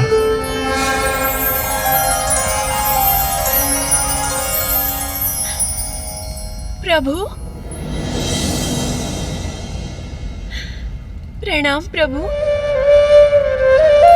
कल्याण हो पुत्री लोपामुद्रा। उचित समय आने पर तुम्हारा विवाह ऋषि अगस्त्य से होगा, जिसके पश्चात तुम कावेरी नामक नदी का रूप धारण करके दक्षिण भारत की धरती को जीवनदायिनी जलधारा प्रदान करोगी और वहां का अकाल दूर करोगी। जैसे आपकी आज्ञा प्रभु नारायण।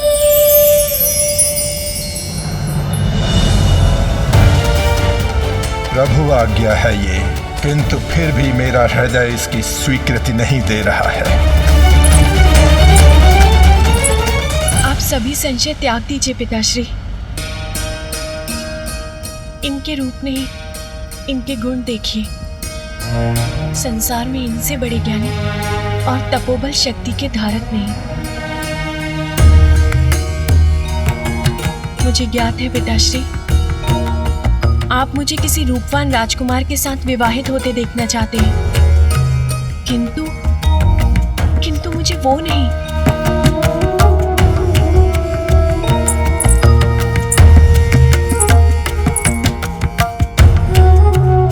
ऋषि अगस्त ही मुझे पति के रूप में स्वीकार हैं, और आप भी इनका प्रस्ताव स्वीकार कर लीजिए। पिताश्री, ऋषि अगस्त का उद्देश्य तो ब्रह्म ज्ञान प्राप्त करना है, इसीलिए सभी सुख सुविधाओं से स्वयं को वंचित रखते हैं। आप मेरा विवाह इंद्र जैसे योग्य देव से होते देखना चाहते हैं ना? किंतु पिताश्री, ये इतने महान हैं कि स्वयं इंद्रदेव इनसे सहायता मांगने आते हैं। त्रिमूर्ति भी निर्भर रहती है इन पर। ये जो चाहे क्षण भर में प्रस्तुत कर सकते हैं। ये तो मेरा सौभाग्य है कि मैं इनकी पत्नी बनूंगी।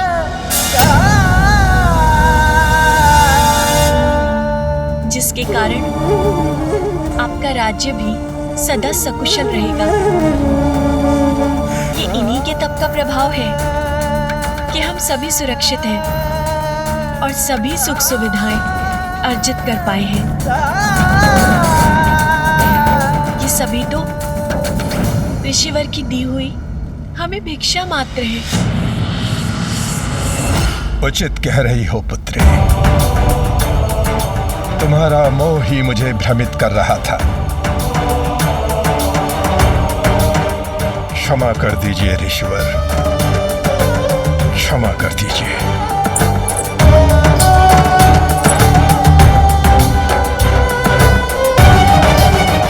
तुम्हारा सौभाग्य ही मेरी इच्छा है पुत्री।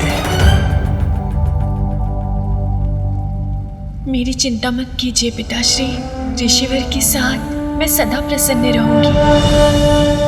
तो क्या माता लोपामुद्रा और ऋषि अगस्त्य का विवाह हुआ? और उनके विवाह के पश्चात वो कावेरी नदी में कब परिवर्तित हो गई? और वो ऋषि अगस्त्य के कमंडल में क्यों स्थित है?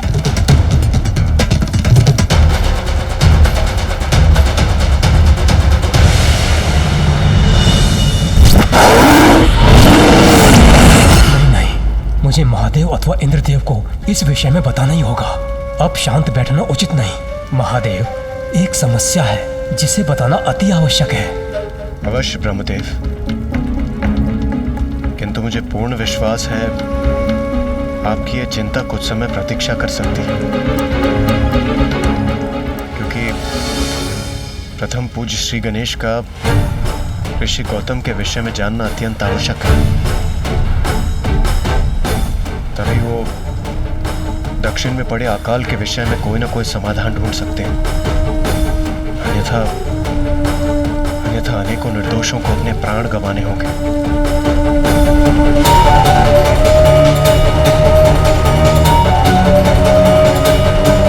इंद्रदेव उचित कह रहे हैं, किंतु मैं इस अनिष्टकारी आभास को भी नकार नहीं सकता कि सागर के जल के भीतर जहाँ महादेव की क्रोधाग्नि का प्रभाव हुआ, वह अवश्य कुछ अत्यंत विकराल और भयंकर जन्म लेकर पनप रहा है। संसार की रक्षा के लिए ये जानना अति आवश्यक है कि सागर की अतल गहराई में कैसे और किस संकट का जन्म हुआ है।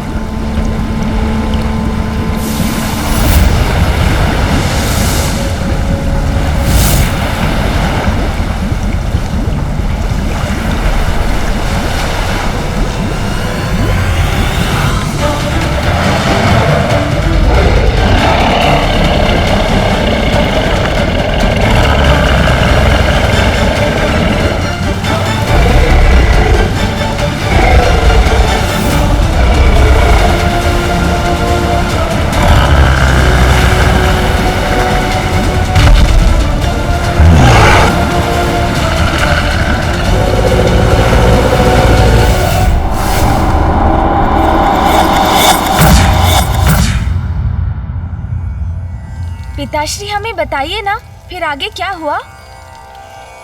फिर ऋषि अगस्त्य के साथ देवी लोपामुद्रा का विवाह संपन्न हुआ और वो अपने पति के साथ एक नवीन जीवन प्रारंभ करने के लिए तैयार हो गए।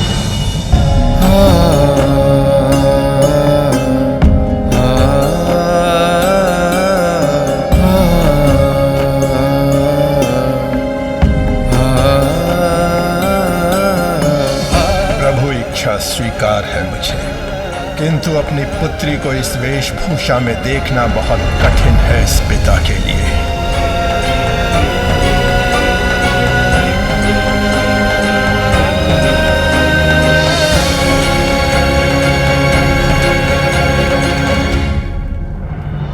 पिताश्री, मैं अपना ये जीवन सहर्ष स्वीकार कर चुकी हूँ। मुझे आशीर्वाद दीजिए।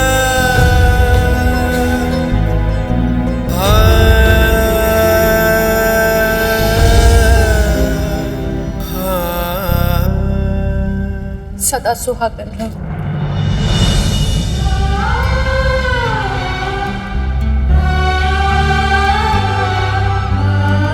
अब हमें प्रस्थान करना चाहिए स्वामी।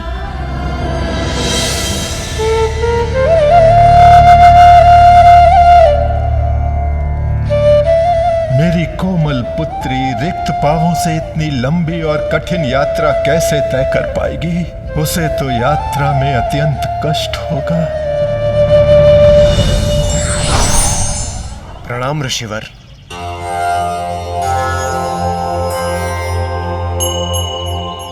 ऋषिवर, आप अपने पैरों को क्यों कष्ट दे रहे हैं?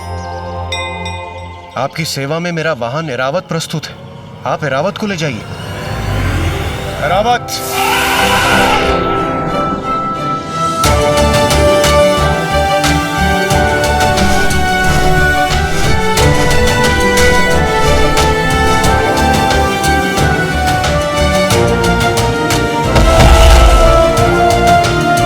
ऋषिवर, प्रभु श्री नारायण ने मुझे आपकी सेवा के लिए भेजा है।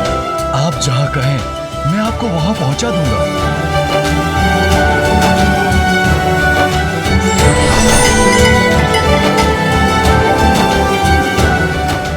प्रणाम ऋषिवर। मां लोपामुद्रा, आप मुझे अपनी सेवा का एक अवसर दीजिए। इन ऋषिवर के पास यात्रा की स्वयं की कोई व्यवस्था नहीं, तथापि सभी देव अपने अपने वाहन इनके पास भेज रहे हैं। ये ऋषिवर की महानता ही है। मेरी पुत्री के लिए ऋषि अगस्त्य से सर्वोत्तम वर और कोई हो ही नहीं सकता। आप सबको अनेकों धन्यवाद, किंतु हम अपने पैरों पर चलकर ही जाएंगे।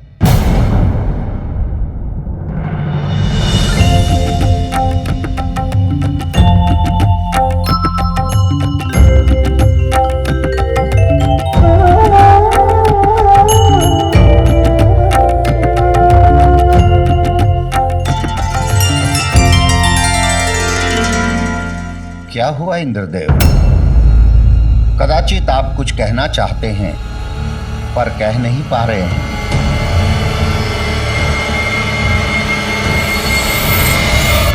माता, ऋषिवर, मुझे क्षमा कीजिए। आपका विवाह अभी अभी संपन्न हुआ है, इसलिए मैं अपनी चिंता और व्यथा आपके समक्ष कहने से हिचकिचा रहा हूं। किंतु ऋषिवर, ये अत्यंत आवश्यक है। विंध्याचल पर्वत का दंभ दिन ब दिन बढ़ता जा रहा है और ये हमारे लिए बहुत बड़े कष्ट का कारण बन रहा है।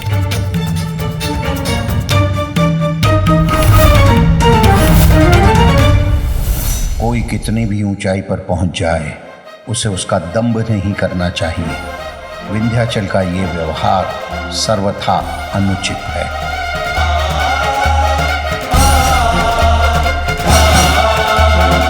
स्वामी अवश्य ही इस समस्या का कोई निवारण करेंगे। सब मंगल होगा। ऋषिवर तो बिना कुछ कहे ही चले गए। मैं ऐसा क्या करूं जिससे इस समस्या का समाधान निकल सके? इसलिए तो मैं भी आश्चर्यचकित हो रहा था कि अंततः इंद्रदेव का उद्देश्य क्या था इसके पीछे। किंतु अब मैं समझ गया, वो ऋषि अगस्त्य से सहायता प्राप्त करना चाहते थे और इसलिए उन्होंने अवसर देखकर ऋषि अगस्त्य की सेवा के लिए ऐरावत जी को कार्य में तत्काल लगा दिया।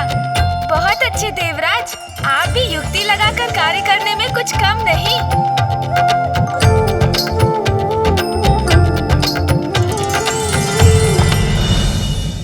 मुझे कुछ कहने का अवसर ही नहीं मिल रहा है। अपनी चिंता महादेव तक कैसे पहुंचाऊं मैं? सागर के गर्भ में जो भी संकट छिपा है, हमें उसे बढ़ने नहीं देना चाहिए।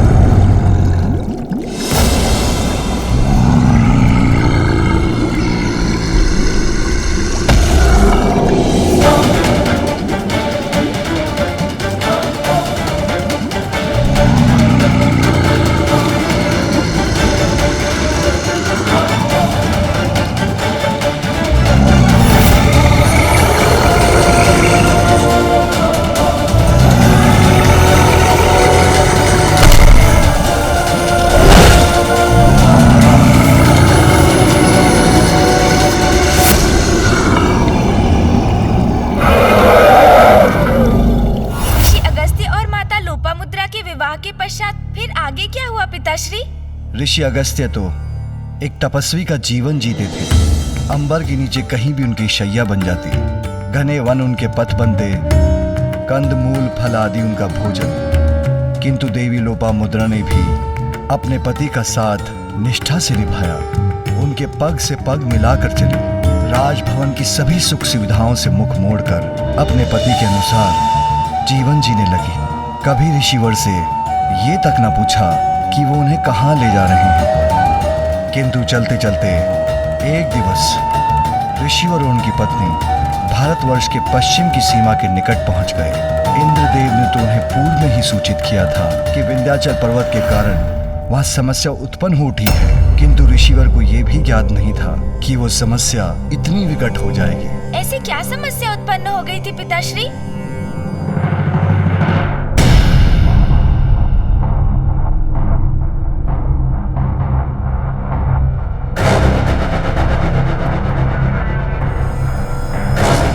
उस समस्या का नाम था विंध्याचल पर्वत।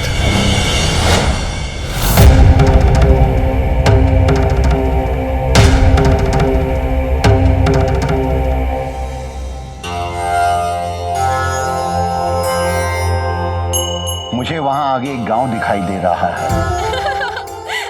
मुझे पकड़ो, मुझे पकड़ो। हम कुछ समय वहां विश्राम के पश्चात आगे बढ़ सकते हैं। जो आज्ञा स्वामी।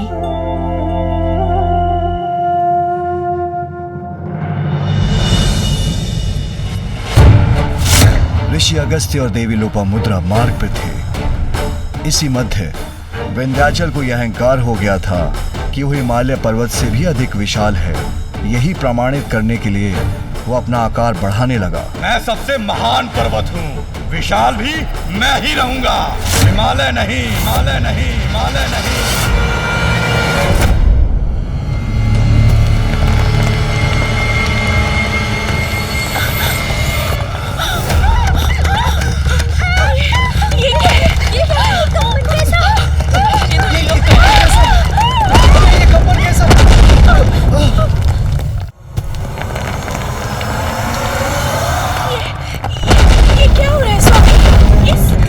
भूकंप का कारण क्या है?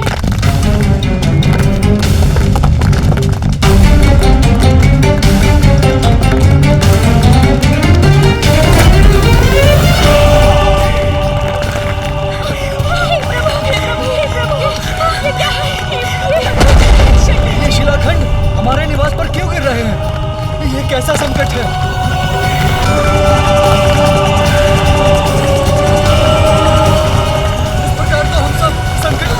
हम अपने परिवार की रक्षा कैसे करेंगे? विंध्याचल पर्वत को बढ़ने से कैसे रोकेंगे हम?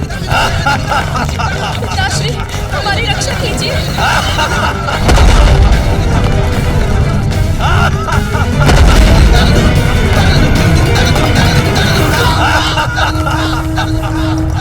ये कैसी छाया है? तो पिताश्री, फिर ऋषि अगस्त्य ने विंध्याचल पर्वत का अहंकार कैसे तोड़ा?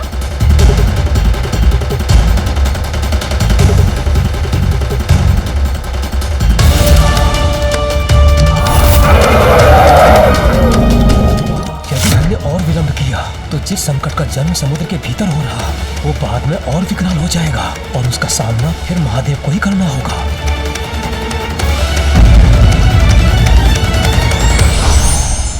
समस्या से चिंतित नहीं होना चाहिए, अभी तो उसका समाधान ढूंढना चाहिए।